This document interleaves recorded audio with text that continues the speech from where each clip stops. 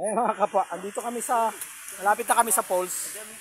Ito na yung tinatawag na, Kakawayan Falls. Kasi maraming kawayan. Maraming kawayan dito mga kapwa. Kaya tinawag namin na Kakawayan Falls. Nakita mo yan. Dahil sa dami ng kawayan dito, pwede ka magpatayo ng bahay, puro kawayan lang. Ayan, may kasama kaming dinosaur. Tour guide natin si Tour guide. Ayun yung kasama namin yung tisoy na kasama namin.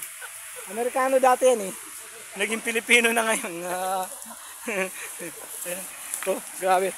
Ah, kailangan dito matibay yung tuhod mo. So, pag nadulas ako dito mga kapwa, sama na yun sa video. Yan! Kaya lang hindi, kumakapit yung sapatos ko eh. Ayan o. Ay, grabe mga kapwa. Saan nila kinakabit yung ano? Yung mga host. Ay, grabe mga kapwa oh. Oh, ayun sabi ni oh, ayun si Kapwa Ben oh. Doon ka banda Kapwa Ben para makita mo yung falls. Oh, grabe. Oh. Isipin mo. Oh, isipin mo makapag-swimming ka dito. Meron palang falls dito sa natatagong kagubatan na to. Oh. Ito yung kubling. Ito yung tinatawag na Kakawayan Falls. Oh, grabe. Kailangan mag-ingat ka lang dito. Ano? Yung mga kapwa tayo mga kapwa ay tutulay-tulay. Wala natin kami. Ayun o.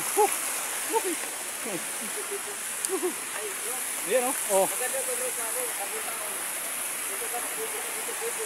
Ah, dyan o. Oh, gagawa tayo ng kubo. Ah, grabe yung kapwa o. Ikutan nyo o. Oh. Grabe yung paligid o. Ha?